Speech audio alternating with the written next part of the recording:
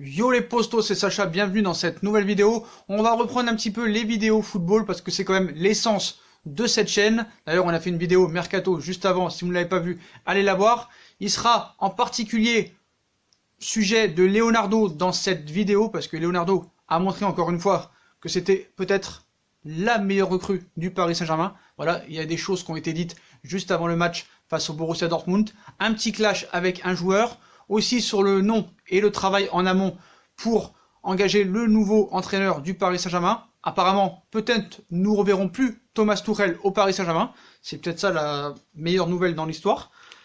Ainsi, peut-être qu'une décision pourrait être prise en rapport avec le fair play financier pour le prochain mercato d'été. Ça aussi, ça pourrait être une bonne nouvelle si jamais ce qui se passe en ce moment s'arrête. Parce que ce qu'il faut savoir, c'est que le football est suspendu mondialement, ainsi que le sport. Quoi qu'en Turquie, Russie, Kazakhstan, Ukraine, Biélorussie, ça continue à jouer. Donc voilà, donc Leonardo, on a beaucoup parlé de lui lors de cette vidéo. Donc le discours d'avant-match de Leonardo, parce que oui, normalement dans un club de football, et dans un grand club qui a la prétention de gagner la Ligue des Champions, normalement tu dois avoir un grand coach, et c'est le coach qui doit tenir le discours d'avant-match. Mais au Paris Saint-Germain, c'est pas comme ça que ça se passe. C'est Leonardo, le directeur sportif. Et on va peut-être encore voir et peut-être prouver que c'est peut-être lui la meilleure recrue du Paris Saint-Germain, même s'il faudra qu'il prouve des choses, mais voilà, avec cette suspension et cette épidémie qui fracasse le monde, c'est sûr que malheureusement, on est en quart et on peut pas en profiter. Donc, qu'est-ce qu'a dit Leonardo aux joueurs avant le match contre Dortmund, avant le match retour bien sûr. Donc c'était il y a seulement 9 jours, mais avec l'arrivée fracassante de cette maladie dans notre vie à tous et dans la planète football, la qualification pour les quarts de finale de Ligue des Champions brillamment acquise du Paris Saint-Germain face au Borussia Dortmund nous paraît déjà bien lointaine. Pourtant, cette performance collective marquera sans doute un tournant dans l'histoire récente du club de la capitale. Donc, revenu au club il y a quelques mois, Leonardo a forcément une part, on va dire, prépondérante dans cette victoire. Donc, selon certaines informations, il aurait d'ailleurs joué un vrai rôle dans l'avant-match, remotivant comme jamais ses troupes en parlant de fierté et en piquant au vif ses joueurs, ce que Thomas Tuchel n'est incapable de faire, il faut dire la vérité. Donc voilà ce qu'il a dit aux joueurs avant la rencontre. Leonardo a dit aux joueurs, écoutez bien, le grand blond là, Highland, il fait du yoga là, le directeur sportif de Dortmund parle de l'argent du Qatar. Les joueurs cherchent déjà contre qui ils vont jouer en quart de finale. Pour eux, vous êtes faciles à battre. Vous n'êtes pas des joueurs de haut niveau. C'est ce qu'a dit Leonardo aux joueurs.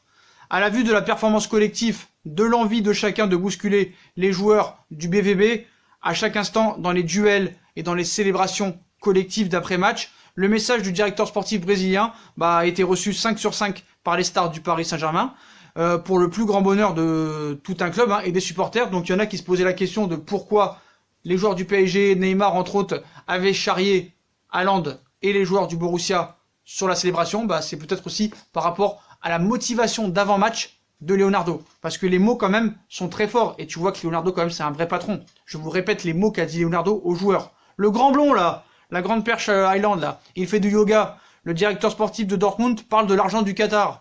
Les joueurs cherchent déjà contre qui ils vont jouer en quart de finale. Pour eux, vous êtes faciles à battre. Vous n'êtes pas des joueurs de haut niveau. Donc voilà. Et c'est là qu'on voit ce qui manque à Thomas Tuchel. Un vrai patron, c'est ça, frère. Voilà. Il faut savoir piquer les joueurs pour les motiver. Ce que n'a jamais su faire Unai Emery, ce que n'a jamais su faire Thomas Tuchel. C'est ça qu'il faut.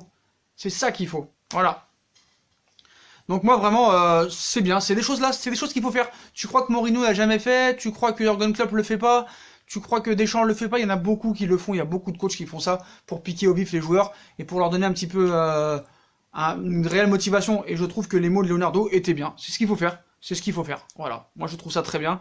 Donc voilà, donc et après en plus, moi ce qui me fait rire c'est que les mecs te disent oh vous allez trop loin, le mec il a 19 ans, vous pouvez pas le charrier comme ça, c'est une honte. Par contre Mbappé, champion du monde, 19 ans contre Manchester ou 20 ans, ils l'ont charrié à tout va, mais là c'est pas grave. Alors quand c'est Mbappé c'est pas grave, quand c'est Haaland c'est grave. Donc voilà, il y a vraiment un anti-parisianisme.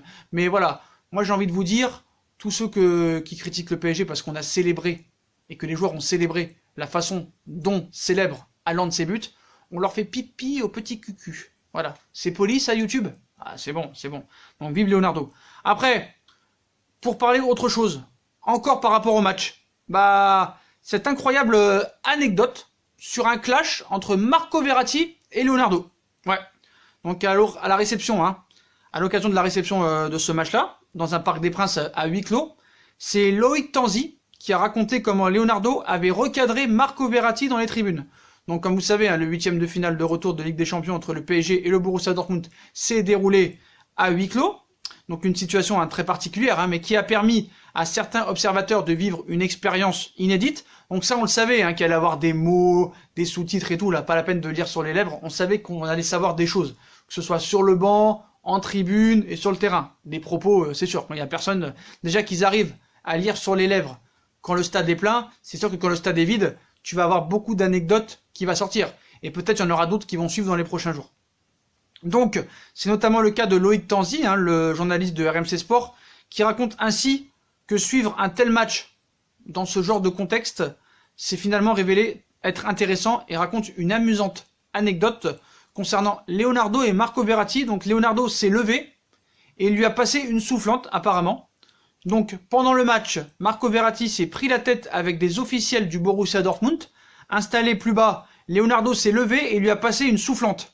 Après le match, Tuchel me dit « Viens, j'étais collé à eux, j'ai pu tout voir. Neymar qui pleure, Mbappé qui va le réconforter. C'était un moment tellement fort. Un membre du staff m'a dit « Tu ne peux pas savoir toute la frustration qu'il avait avec ces 2 dernières années.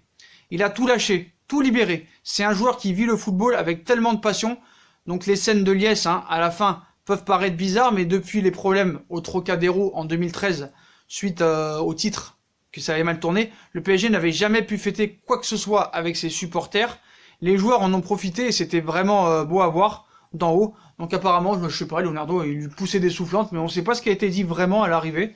Donc voilà, mais Marco Verratti, vraiment, il avait vraiment à cœur que le PSG passe, parce que lui, vraiment, il a subi vraiment les drames, hein, contre Barcelone, contre Madrid, contre United. Donc le gars avait vraiment envie d'être là, mais malheureusement il n'était pas sur le terrain, comme Thiago Silva n'était pas sur le terrain, comme Thomas Meunier n'était pas sur le terrain. Comme par hasard, hein, 3 joueurs qui ont subi les 2 remontadas n'étaient pas sur le terrain. Est-ce un signe? À vous de le dire. Donc voilà, donc on va continuer encore avec Leonardo, hein, qui travaille en amont maintenant sur le prochain entraîneur du PSG, parce qu'on ne sait pas si les championnats vont reprendre. D'ailleurs peut-être qu'il n'y aura même pas de champion. Et ainsi dans tous les pays, hein, peut-être qu'il n'y aura pas de champion d'Angleterre, d'Allemagne, d'Italie, d'Espagne et de France. Peut-être que l'année va être annulée. On ne sait pas encore. Hein. Apparemment, la Serie A aurait dit que peut-être le 3 mai, ça pourrait reprendre. En France, jusqu'au 15 avril, toutes les compétitions sont interrompues. En Espagne, c'est jusqu'au 3 avril. Mais vu le pic de décès aujourd'hui, ça m'étonnerait que ça reprenne le 3 avril. Et surtout, il va falloir aussi savoir comment les joueurs vont revenir en état physique. Alors ce qui est incroyable, c'est que Neymar n'a jamais été aussi fit qu'aujourd'hui. Il a retrouvé sa forme de 2017, et comme par hasard, il n'y a plus de match. C'est pour te dire, on est vraiment poissard. Donc pour continuer avec Leonardo, la piste Massimiliano Allegri, hein, prend de l'ampleur. Hein. Donc Leonardo a sondé Massimiliano Allegri en vue de la saison prochaine. Bon ça on le savait, hein, ils sont en contact très avancé depuis le mois de juillet dernier. Donc même si rien n'est acté à l'heure où on vous parle, cette piste prend beaucoup d'épaisseur, hein, dans l'esprit du directeur sportif parisien. Donc les dirigeants du Paris Saint-Germain, hein, n'ont pas attendu la double confrontation de leur équipe en Ligue des Champions contre le Borussia pour se mettre en quête d'un nouvel entraîneur en vue de la saison prochaine. On savait très bien que Tuchel ne resterait pas. Voilà. Donc s'ils avaient diagnostiqué les limites de Thomas Tuchel, les dirigeants parisiens aimeraient mettre fin à leur collaboration à l'issue de cet exercice. Quand bien même il réaliserait un excellent parcours en Ligue des Champions, si Ligue des Champions il y a, qui lui aurait offert des garanties supplémentaires, pas du tout, voilà, ça n'aurait rien changé. Donc cette option n'aura vraisemblablement pas lieu. Le technicien allemand a plus de chances de quitter le PSG et un 7e entraîneur sous l'ère qatarien devrait être nommé. Donc à ce jour, aucune hiérarchie dans les priorités ne semble avoir été totalement arrêtée, mais un nom se dégage, hein, tout de même, puisque son entourage et lui-même ont été directement contacté par Leonardo. Il s'agit de Massimiliano Allegri, 52 ans, actuellement libre de tout contrat et qui souhaite reprendre du service dès la saison prochaine. L'ancien entraîneur de la Juventus de Turin, qui a quitté le club piémontais après avoir remporté 5 titres de championnat d'Italie de rang, puis plusieurs coupes d'Italie, puis plusieurs super coupes d'Italie et 2 finales de Ligue des Champions. C'est quand même un coach qui arriverait avec un palmarès, contrairement à d'autres. Donc il avait décidé, hein, de prendre une année de congé, parce qu'on sait que ça avait fini vraiment pas sur les roses hein, avec la Juve. Donc à Paris, son profil plaît fortement à Leonardo. En interne, certains estiment que ses compétences tactiques dessinent un précieux avantage et que son appétence pour la victoire déteint sur le vestiaire. Donc Leonardo en parle déjà à certains agents. Depuis qu'il est au courant de l'intérêt que lui porte le Paris Saint-Germain, il confie en privé ne pas y être insensible du tout. Au contraire, mi-février, il a été interrogé sur son avenir. Hein. Il avouait lors d'une conférence de presse « Tout est possible dans le football, notre travail est très difficile car tout peut rapidement changer ». Donc depuis le contact établi entre Leonardo et Giovanni Bianchini, l'agent de Massimiliano Allegri, a amorcé un nouveau virage dans la réflexion du manager qui veut profiter de l'arrivée d'un technicien qu'il connaît très bien pour dessiner le futur visage du Paris Saint-Germain. Parce que ce qu'il faut savoir, c'est que Leonardo a connu Allegri à Milan, parce qu'il a été directeur sportif entre 2011 et 2012, avant de prendre le poste d'entraîneur, Leonardo. Entre 2010 et 2011, excusez-moi. Ou 2009-2010, non c'est 2009-2010, et après quand il est revenu, ils ont travaillé, c'est ça. Donc pour certains joueurs, hein, l'arrivée potentielle d'Allegri pourrait changer la donne. On pense par exemple à Thiago Silva, qui a connu l'entraîneur italien à l'AC Milan. Les deux hommes ont d'ailleurs récemment échangé, de quoi relancer l'hypothèse d'une prolongation de contrat. Peut-être pas, mais de son côté, Leonardo assure aux entourages des jeunes pousses du club, comme Tanguy Kouassi ou Adil Aouchiche, qu'ils entreraient parfaitement dans le projet mis en place et cite bien Allegri comme le possible futur coach. Les prochaines semaines permettront d'y voir plus clair. Apparemment, il y en a qui disent que Aouchiche et Kouassi signeront leur contrat professionnel si jamais Thomas Tuchel ne poursuivait pas au Paris Saint-Germain.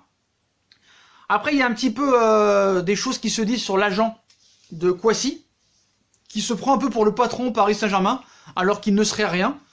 Kouassi envisagerait peut-être de changer d'agent. Alors, qui l'aurait en ligne de mire, je ne sais pas. Mais voilà, apparemment, le mec, il se prend pour le patron, et Leonardo n'aime pas trop ça. Aouchiche, ça devrait se faire avant Kouassi. Ça devrait même se faire dans les prochaines semaines, peut-être, on parle de ça vers fin avril. Pour Kouassi, ça devrait se faire au tout dernier moment, mais apparemment, son agent demande beaucoup de choses. Et on sait que le problème, c'est souvent les agents qui sortent gagnants des contrats professionnels. Parce que maintenant, les agents, c'est vraiment des escrocs. Il faut savoir, ils te prennent tout. Avant, ils te prenaient 10%. Maintenant, ils te prennent presque 30%. Ce qu'il faut savoir. Donc voilà. Bon, ça, on le savait aussi, que ça allait être Allegri, même s'il y a plusieurs pistes qui restent possibles. Maurizio Pochettino, Guardiola, Simone Inzaghi. Mais c'est sûr qu'entre les quatre, si tu veux vraiment un mec qui sache gagner et qui sache gérer des stars, Massimiliano Allegri est le profil idéal. Faut dire la vérité. Voilà. C'est un mec qui arrive avec 5 championnats d'Italie, plusieurs super coupes d'Italie, plusieurs coupes d'Italie, 2 finales de Ligue des Champions. 2 finales de Ligue des Champions. Donc pour te faire passer un cap, à l'heure actuelle, dans les entraîneurs qui sont libres de tout contrat, je vois pas ce que tu peux avoir de mieux. Parce que Pochettino, d'accord, je veux bien, ça joue très bien au ballon, mais c'est bon, on veut plus de ça. Alors certes, dans l'idéal, on aimerait un entraîneur qui ait un palmarès, qui ait une autorité, et qui sache savoir très bien jouer avec ses équipes. Mais voilà, le PSG maintenant veut gagner, donc le PSG doit avoir un entraîneur qui gagne. Voilà, alors peut-être qu'on ne reverra plus jamais Thomas Tuchel, c'est ça qui est marrant dans l'histoire avec cette maladie qui nous suspend de tout football.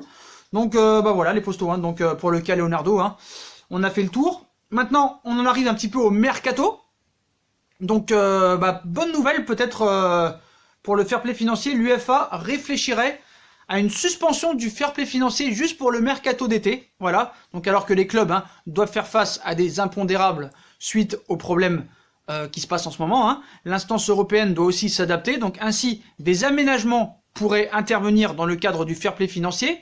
Donc à cause de cette maladie qui frappe de plein fouet l'Europe et le reste de la planète, provoque des dommages collatéraux dans le monde du football et de l'économie, entre compétitions suspendues et clubs complètement à l'arrêt.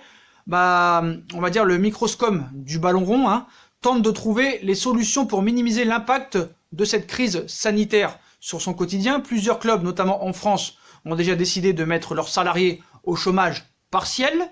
Sur le plan économique, les conséquences demeurent déjà importantes pour tous les clubs. Donc c'est également le cas pour les formations qui ont enfreint les règles du fair play financier. On révélait que l'UEFA songerait à prendre en compte ce contexte inédit à l'heure de faire les comptes pour le fair play financier.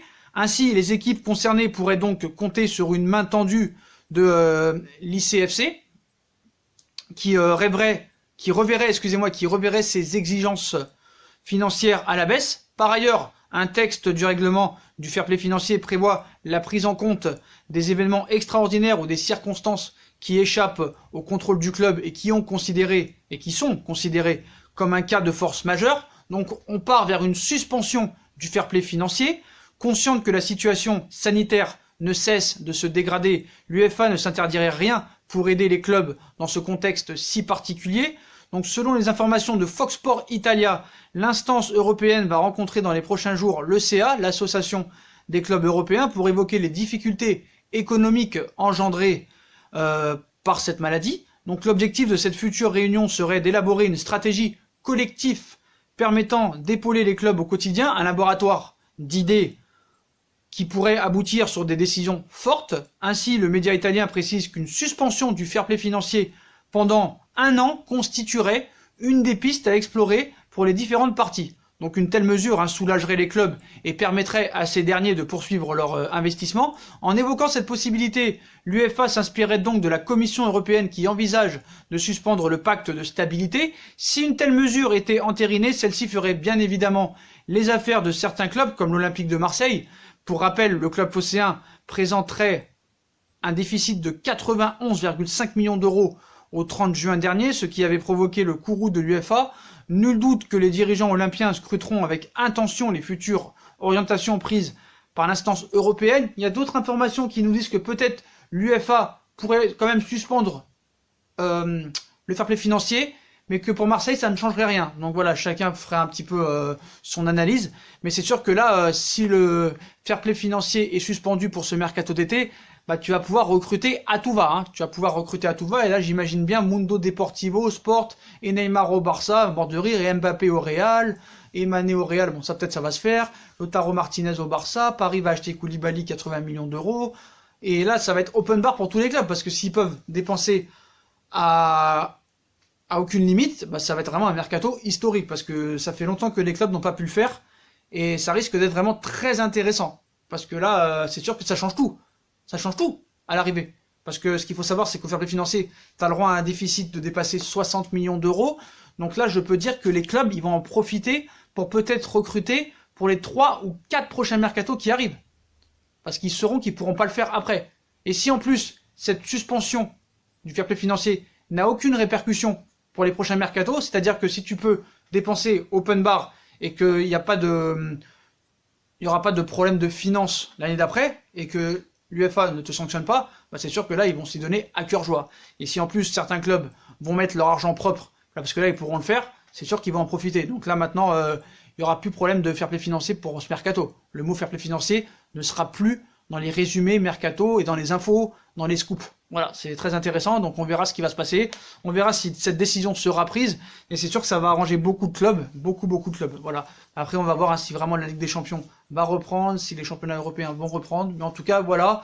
Voilà les postos pour cette vidéo assez sympathique. On a pu apprendre beaucoup de choses sur Leonardo. Donc Leonardo est bien sur Massimiliano Allegri, la petite soufflante sur Marco Verratti, et aussi l'anecdote, ce qu'il a dit avant le match contre Dortmund sur Haaland.